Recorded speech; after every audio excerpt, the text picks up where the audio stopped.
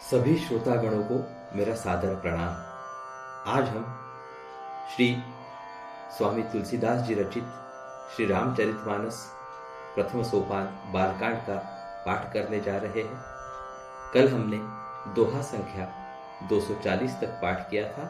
आज हम उसके आगे का पाठ करेंगे। उसके पहले हम इस ग्रंथ के रचयिता श्री स्वामी तुलसीदास जी महाराज, माता सरस्वती, श्री गणेश भगवान, प्रभु श्री रामचंद्र, माता सीता एवं समस्त भ्रातागण लक्ष्मण भरत शत्रुघ्न एवं परम भक्त परम प्रिय श्री हनुमान जी, इन सभी के चरणों में साष्टांग दंडवत करते हैं और उनसे इस पाठ को करने के लिए अनुमति लेते हैं और आशीर्वाद की अभिलाषा धरते हैं। हरिओम हरिओम हरिओम। आइए तो चलिए हम शुरू करते हैं। श्री रामचरितमानस दोहा संख्या 240। कल हमने यहाँ तक पाठ किया था। आज हम फिर से एक बार इसको दोहराते हैं, तो पश्चात हम आगे की ओर का पाठ करेंगे। हरिओम।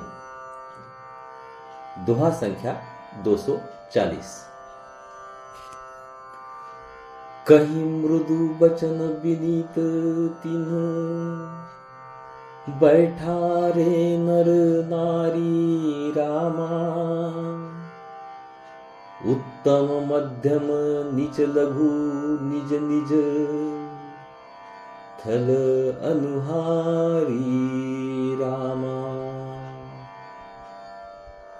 उन सेवकों ने कोमल और नम्र वचन कहकर उत्तम, मध्यम, नीच और लघु यानी कि सभी श्रेणी के स्त्री पुरुषों को अपने अपने योग्य स्थान पर बैठाया। राजकुंवर ते ही अवसर आए, मनहु मनोहर तातन छाए। गुण सागर नागर बर बीरा,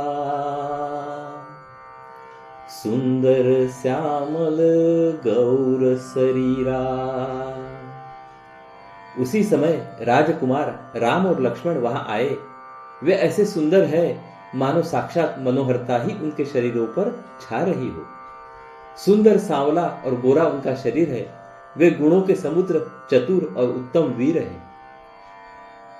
राज समाज विराजत रूरे, उड़गन महुजनु जुग विधु पूरे। जिन्ह के रही भावना जैसी, प्रभु मूर्ति तिन्ह देखी तैसी। वे राजाओं के समाज में ऐसे सुशोभित हो रहे हैं मानो तारागणों के बीच दो पूर्ण चंद्रमा हो। जिनकी जैसी भावना थी, प्रभु की मूर्ति उन्होंने वैसी ही देखी। देखहि रूप महारन धीरा, मनहु वीर रसु धरे शरीरा। डरे कुटिल नृप प्रभु ही निहारी, मनहु भयानक मूर्ति भारी। महान रणधीर राजा लोग श्री रामचंद्र जी के रूप को ऐसा देख रहे हैं मानो स्वयं वीर रस शरीर धारण किए हुए हो। कुटिल राजा प्रभु को देखकर डर गए मानो बड़ी भयानक मूर्ति हो। रहे असुर छल छोनिप बेशा, तिन्ह प्रभु प्रगट काल सम देखा। पुरबा सिन्ह देखे दो भाई, नरभूषण लोचन सुखदाई। छल से जो राक्षस वहां राजाओं के वेश में बैठे थे, उन्होंने प्रभु को प्रत्यक्ष काल के समान देखा। नगरवासियों ने दोनों भाइयों को मनुष्यों के भूषण रूप और नेत्रों को सुख देने वाला देखा। अभी हम यहाँ पे दोहा संख्या 236 का पाठ करेंगे। माफ कीजिएगा, दोहा संख्या 241 का पाठ करेंगे। हरिओम। नारी बिलो कहीं हर्षिया, निज निज रुचि अनुरूप रामा, जनु सोहत सिंगार धरी, मूर्ति परम अनूप रामा। स्त्रियां हृदय में हर्षित होकर अपनी अपनी रुचि के अनुसार उन्हें देख रही है, मानो श्रृंगार रस ही परम अनुपम मूर्ति धारण किए सुशोभित हो रहा हो। विदुषन् प्रभु विराटमय दिशा, बहुमुख कर पग लोचन सीसा, जनक जाति अवलोकहि कैसे, सजन सगे प्रिय लागहि कैसे, सजन सगे प्रिय लागहि जैसे।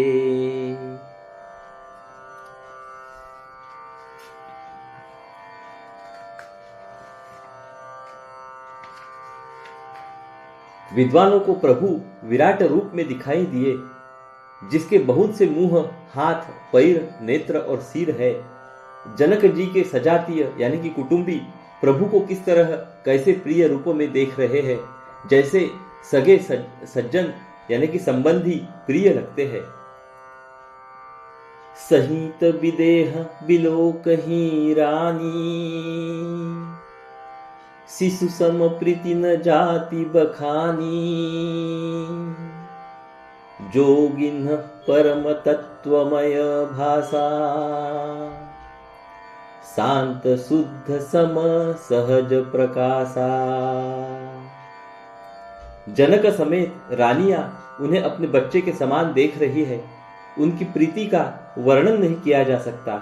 योगियों को वे शांत, शुद्ध, सम और स्वतः प्रकाश परम तत्व के रूप में दिखे।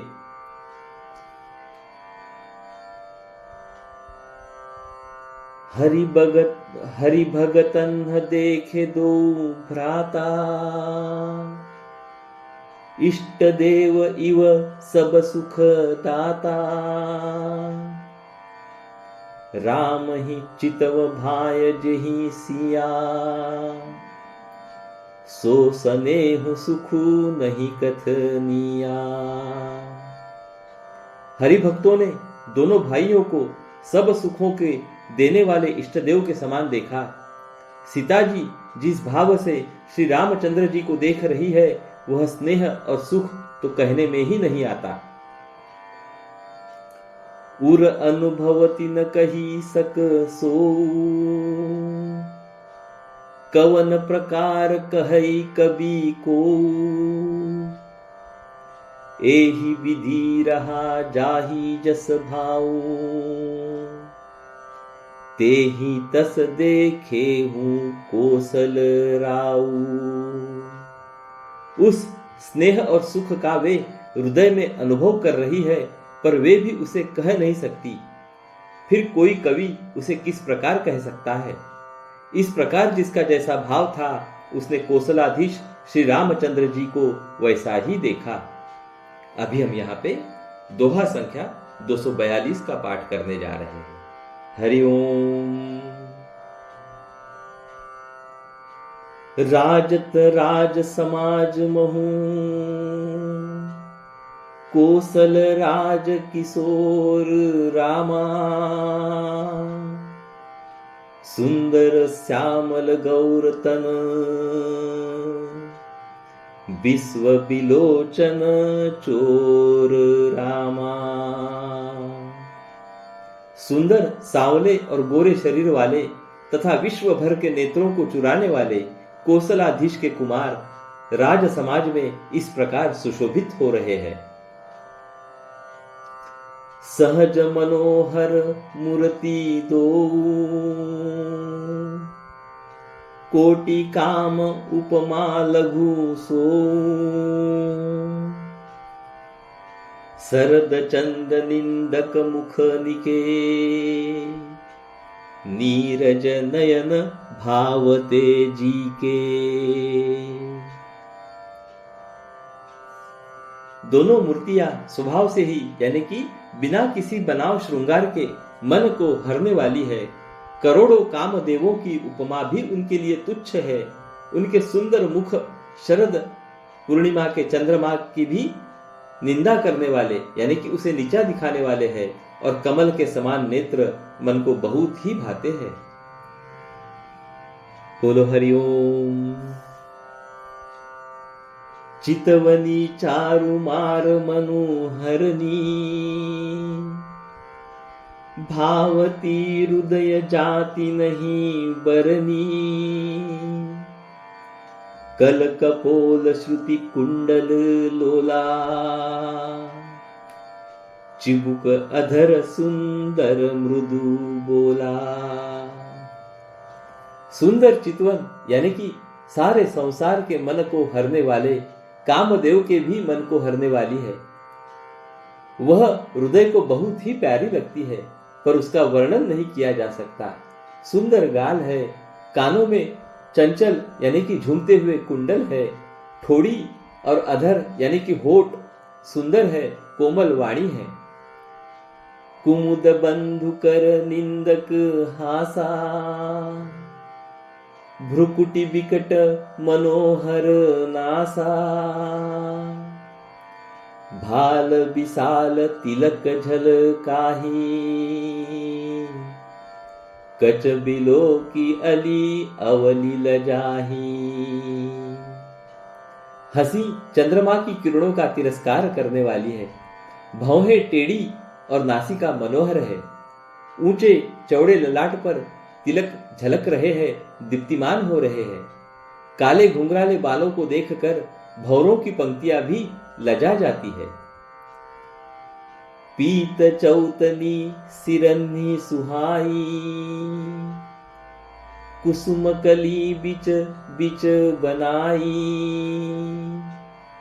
रेखे रुचिर कंबुकल गीवा, जनु त्रिभुवन सुषमा की सीमा। पीली चौकोनी टोपियां सिरों पर सुशोभित है, जिनके बीच बीच में फूलों की कलियां बनाई हुई है यानी काढ़ी हुई है। शंख के समान सुंदर गोल गले में मनोहर 3 रेखाएं हैं, जो मानो तीनों लोकों की सुंदरता की सीमा को बता रही है। अभी हम यहाँ पे दोहा संख्या 243 का पाठ करेंगे। हरिओम।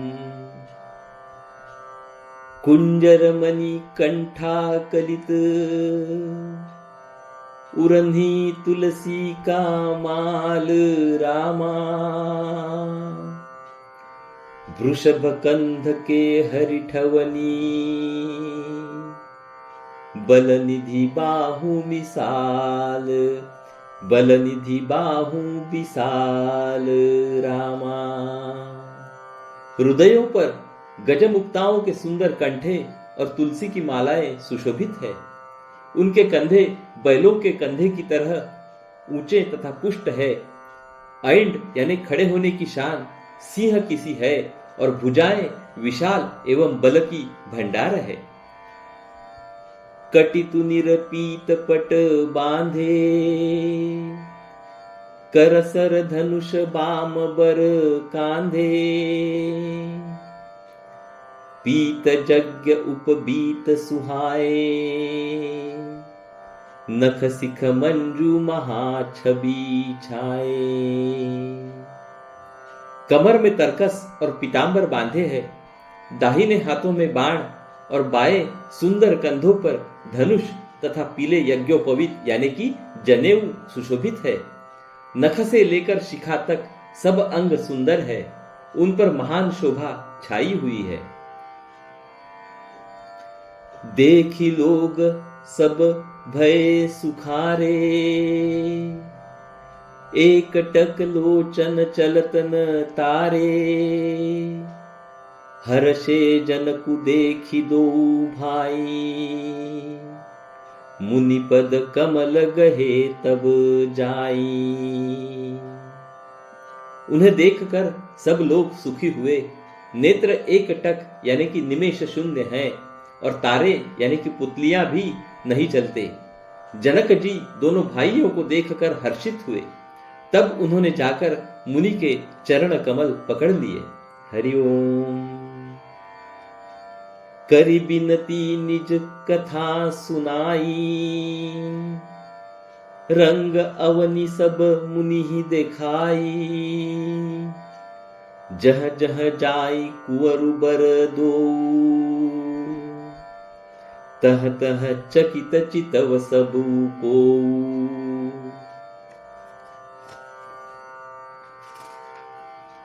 विनती करके अपनी कथा सुनाई और मुनि को सारी रंगभूमि यानी कि यज्ञशाला दिखलाई।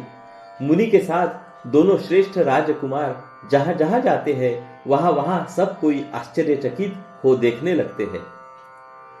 निज निज रुख राम ही सबू देखा,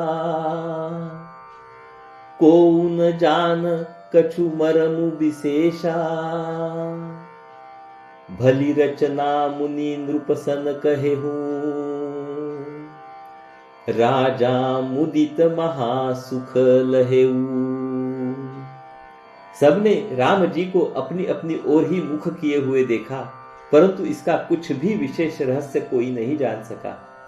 मुनि ने राजा से कहा, रंगभूमि की रचना बड़ी सुंदर है। विश्वामित्र जैसे निस्पृह विरक्त और ज्ञानी मुनि से रचना की प्रशंसा सुनकर राजा प्रसन्न हुए और उन्हें बड़ा सुख मिला। अभी हम यहाँ पे दोहा संख्या 244 का पाठ करने जा रहे हैं। हरि ओम। सब मन चन्हते मंचू एक,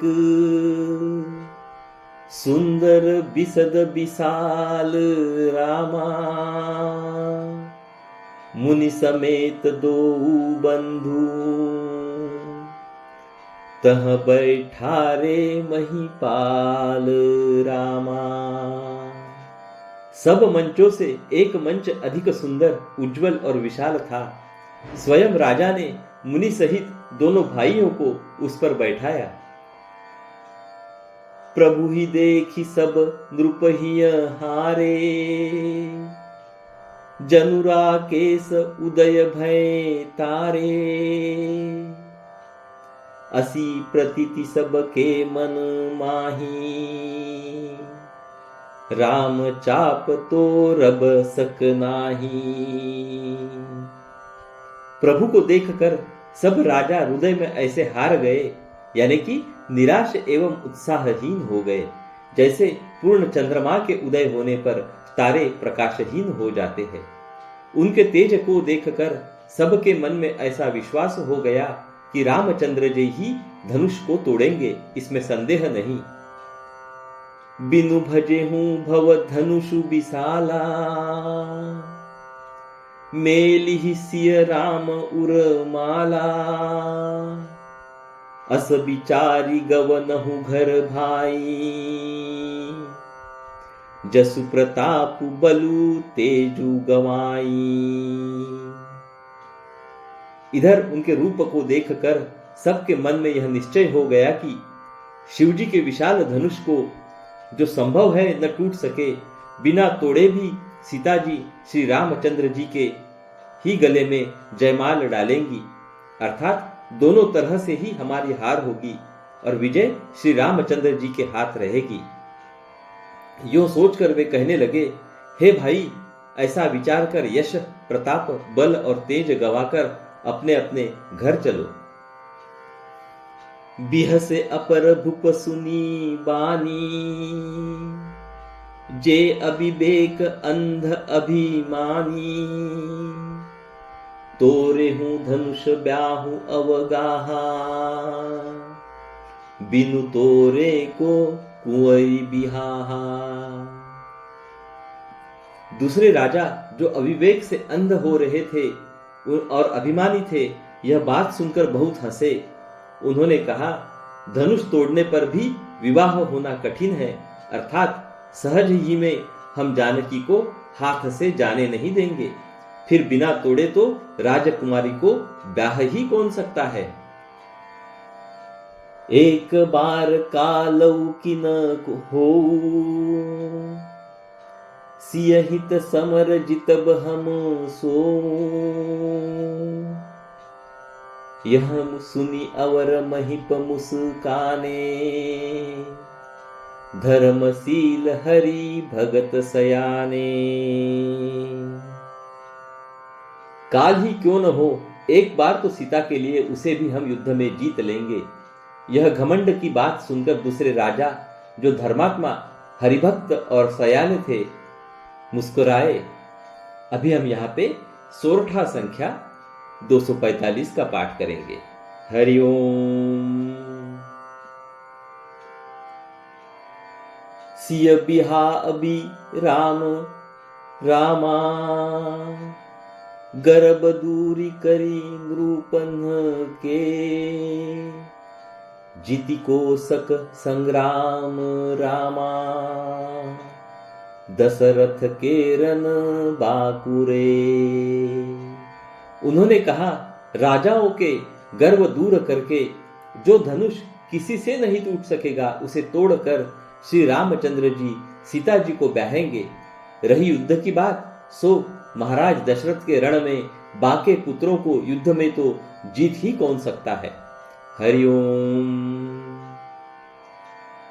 तो चलिए श्रोतागण, आज का पाठ हम यहाँ पे समाप्त करते हैं और रोज ही की तरह हम श्री रामायण जी की आरती का भी गायन करेंगे। तत्पश्चात हम अपनी वाणी को विराम देंगे। हरिओम। आइए तो चले श्री रामायण जी की आरती का गायन करते हैं। हरिओम। बोलो सियावर रामचंद्र की जय, पवन पुत हनुमान की जय। हरिओम। आरती श्री रामायण जी की, कीरति कलित ललित सिय पी की। आरती श्री रामायण जी की, गावत ब्रह्मादिक मुनि नारद, वाल्मीक विज्ञान विशारद, सुख सनकादि शेष अरु सारद, बरनी पवन सुत कीर्तिनी की। आरती श्री रामायण जी की, कीरति कलित ललित सिय पी की। आरती श्री रामायण जी की, गावत वेद पुराण अष्टदश, छहो शास्त्र सब ग्रंथन को रस। मुनि जन धन संतन को सर्वस, सार अंश सम्मत सबही की। आरती श्री रामायण जी की, कीरति कलित ललित सिय पी की। आरती श्री रामायण जी की, गावत संतत शंभु भवानी। अरुघट संभव मुनि विज्ञानी, व्यास आदि कवि बर्ज बखानी। काग भुसुंडी गरुड़ के ही की। आरती श्री रामायण जी की, कीरति कलित ललित सिय पी की। आरती श्री रामायण जी की, कलिमल हरनि विषय रस फीकी। सुभग सिंगार मुक्ति जुबती की। दलन रोग भव मूरी अमी की। तात मात सब विधि तुलसी की। आरती श्री रामायण जी की, कीरति कलित ललित सिय पी की। आरती श्री रामायण जी की। हरिओम। चलिए तो कल फिर मिलेंगे। नमस्कार। हरिओम हरिओम हरिओम। जय श्री राम, जय श्री राम, जय श्री राम।